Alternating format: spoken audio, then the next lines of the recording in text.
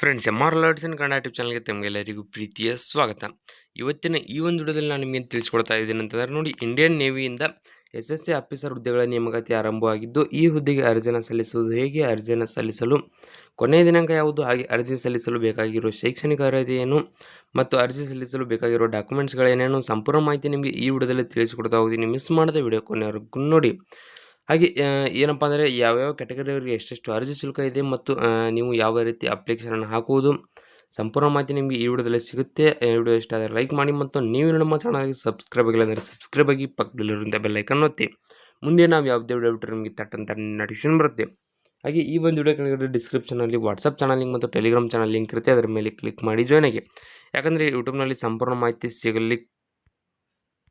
ಸಿಗದಿದ್ದರೂ ಕೂಡ ನಿಮಗೆ ಅದರಲ್ಲಿ ಸಂಪೂರ್ಣ ಮಾಹಿತಿ ಸಿಗುತ್ತೆ. ಅದಕ್ಕಾಗಿ ಮಿಸ್ ಮಾಡದೆ ಜಾಯ್ನ್ ಆಗಿ. ಹಾಗೆ ಈ ಒಂದು ವಿಡಿಯೋ ನಿಮ್ಮ ಫ್ರೆಂಡ್ಸ್ಗಳಿಗೆ ಕೂಡ ಶೇರ್ ಮಾಡಿ. ಇಲ್ಲಿ ನಿಮಗೆ ಕಾಣ್ತಿರ್ಬೋದು, name of first Indian navy SSC officer January 2026 online form. ಇಲ್ಲಿ ಪೋಸ್ಟ್ ಡೇಟ್ ಬಂದುಬಿಟ್ಟು 26 ಫೆಬ್ರವರಿ 2025, ಅಂದರೆ ಇಂದೇ ಕೊನೆಯ ದಿನಾಂಕವಾಗಿರುತ್ತೆ. ಮಿಸ್ ಮಾಡದೆ ಅರ್ಜಿಯನ್ನು ಸಲ್ಲಿಸಿ.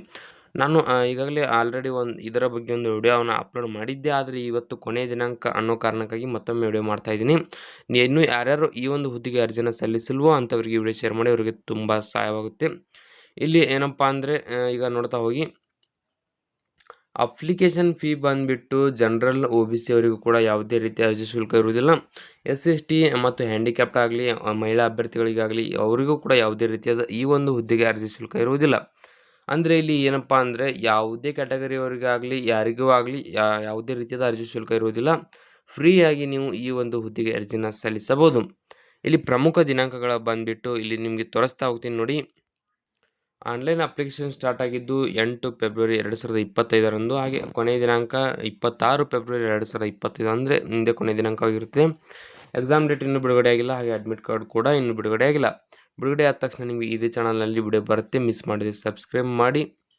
ಹಾಗೆ ಇಲ್ಲಿ ವೇಕೆನ್ಸಿ ಡೀಟೇಲ್ಸನ್ನು ನೋಡ್ತಾ ಹೋದರೆ, ಟೋಟಲ್ ವೇಕೆನ್ಸಿ ಬಂದುಬಿಟ್ಟು ಒಟ್ಟು 270 ಹುದ್ದೆಗಳ ನೇಮಕಾತಿಯನ್ನು ಕರೆಯಲಾಗಿದೆ.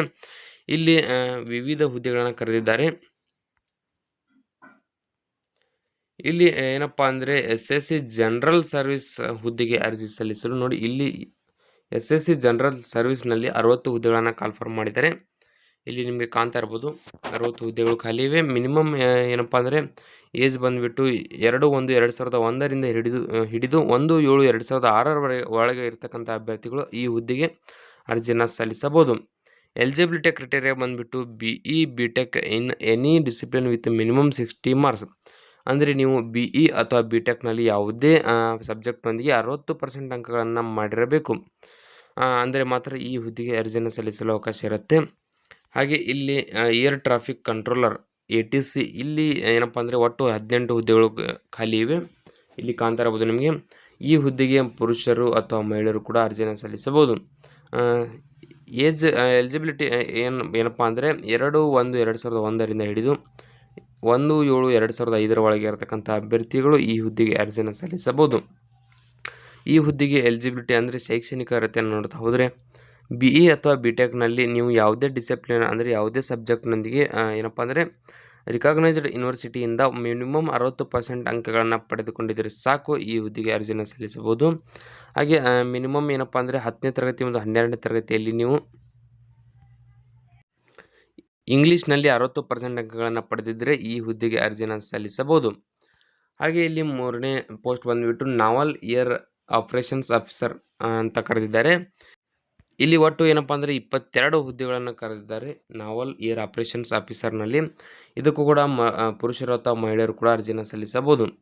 ಇಲ್ಲಿ ಮಹಿಳೆಯರಿಗೆ ಕೇವಲ 5 ಹುದ್ದೆಗಳು ಖಾಲಿ ಇವೆ. ಈ ಹುದ್ದೆಗೆ ಎಲಿಜಿಬಿಲಿಟಿ ಏಜ್ ಬಂದುಬಿಟ್ಟು 2/1/2002ರಿಂದ 1/7/2007 ಒಳಗೆ ಇರತಕ್ಕಂಥ ಅಭ್ಯರ್ಥಿಗಳು ಈ ಹುದ್ದೆಗೆ ಅರ್ಜಿಯನ್ನು ಸಲ್ಲಿಸಬಹುದು. ಹಾಗೆ ಈ ಹುದ್ದೆಗೆ ಕೂಡ ನೋಡಿ, BE BTech ಇಂಜಿನಿಯರಿಂಗ್ನಲ್ಲಿ ಯಾವುದೇ ಸ್ಟ್ರೀಮ್ನೊಂದಿಗೆ ನೀವು 60% ಅಂಕಗಳನ್ನು ಮತ್ತು ಹೈಸ್ಕೂಲ್ನಲ್ಲಿ ಮತ್ತು PUCಯಲ್ಲಿ ನೀವು 60% ಅಂಕಗಳೊಂದಿಗೆ ಪಾಸ್ ಮಾಡಿಕೊಂಡಿದ್ದರೆ ಮಾತ್ರ ಈ ಹುದ್ದೆಗೆ ಅರ್ಜಿಯನ್ನು ಸಲ್ಲಿಸಬಹುದು. ಹಾಗೆ SSC ಪೈಲಟ್, ಇಲ್ಲಿ ಒಟ್ಟು ಏನಪ್ಪ ಅಂದರೆ 26 ಹುದ್ದೆಗಳಿವೆ. ಹಾಗೆ ಇದಕ್ಕೂ ಕೂಡ ಏನಪ್ಪ ಅಂದರೆ ಮಹಿಳೆಯರಿಗೆ 5 ಹುದ್ದೆಗಳು ಮಾತ್ರ ಖಾಲಿ ಇವೆ. ಈ ಹುದ್ದೆಗೆ 2/1/2002ರಿಂದ ಹಿಡಿದು 1/7/2007 ಒಳಗೆ ಇರತಕ್ಕಂಥ ಅಭ್ಯರ್ಥಿಗಳು ಈ ಹುದ್ದೆಗೆ ಅರ್ಜಿಯನ್ನು ಸಲ್ಲಿಸಬಹುದು.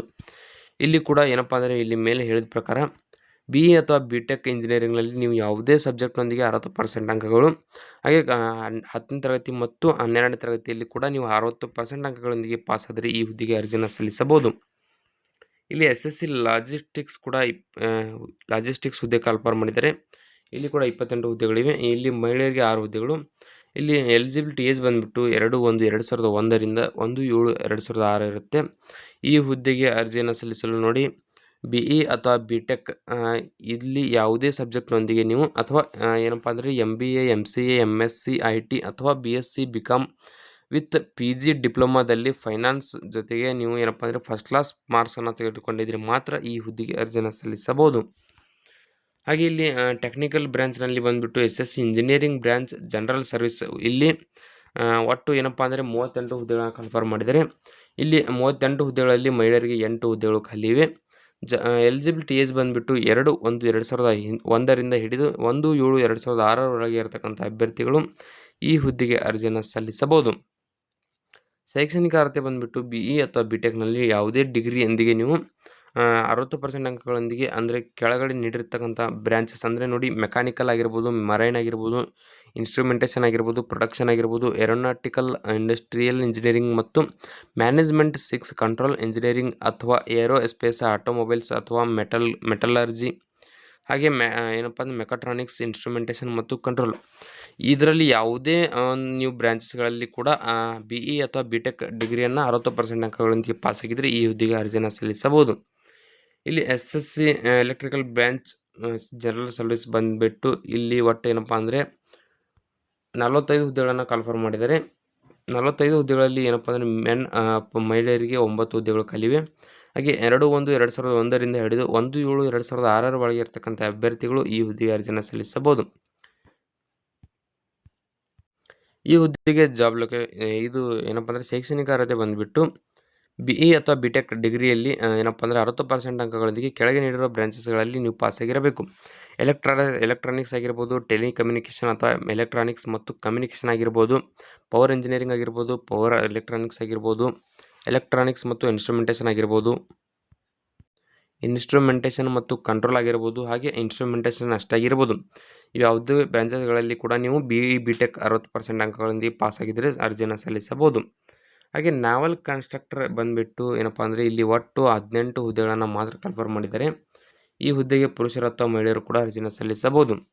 ಏಜ್ ಬಂದುಬಿಟ್ಟು 2/1/2001 ರಿಂದ ಹಿಡಿದು 1/7/2006 ಒಳಗೆ ಇರತಕ್ಕಂಥ ಅಭ್ಯರ್ಥಿಗಳು ಈ ಹುದ್ದೆಗೆ ಅರ್ಜಿಯನ್ನು ಸಲ್ಲಿಸಬಹುದು.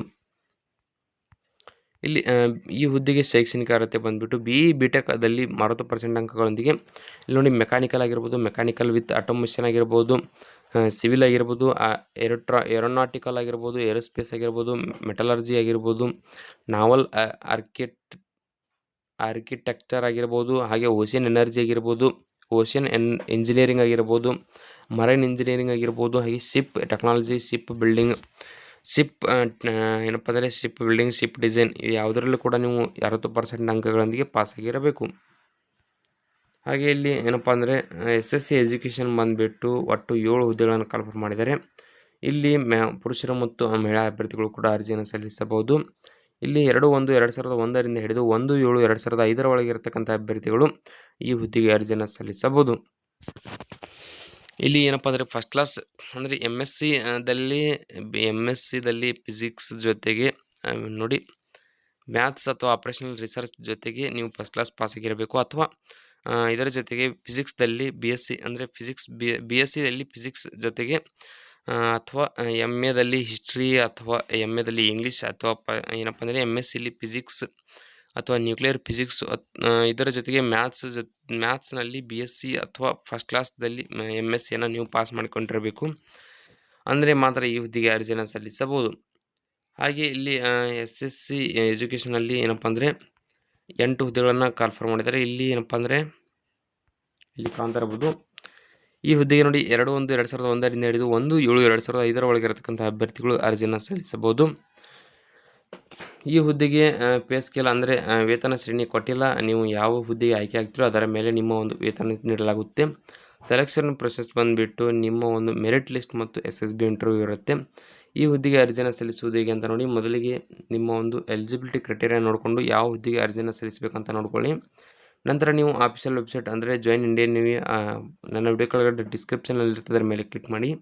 ಕ್ಲಿಕ್ ಮಾಡಿದ ನಂತರ ಅಲ್ಲಿ ಕರಿಯರ್ಸ್ ಅಥವಾ ರಿಕ್ರೂಟ್ಮೆಂಟ್ ಅಂತ ಒಂದು ಆಪ್ಷನ್ ಕಾಣುತ್ತೆ, ಅದರ ಮೇಲೆ ಕ್ಲಿಕ್ ಮಾಡಿ. ಕ್ಲಿಕ್ ಮಾಡಿದ ನಂತರ ನೀವು ರಿಜಿಸ್ಟ್ರೇಷನ್ ಮಾಡ್ಕೊಳ್ಳಿ. ರಿಜಿಸ್ಟ್ರೇಷನ್ ಮಾಡ್ಕೊಂಡ ನಂತರ ಅಪ್ಲಿಕೇಶನ್ ಕೇಳುತ್ತೆ, ಅಪ್ಲಿಕೇಶನನ್ನು ಫಿಲ್ ಮಾಡಿ. ಫಿಲ್ ಮಾಡಿದ ನಂತರ ಏನೇನು ಡಾಕ್ಯುಮೆಂಟ್ಸ್ಗಳನ್ನು ಕೇಳುತ್ತೋ ಫಿಲ್ ಮಾಡಿದ ನಂತರ ಫೋಟೋಗ್ರಾಫ್ ಮತ್ತು ಸಿಗ್ನೇಚರ್ ಕೇಳುತ್ತೆ.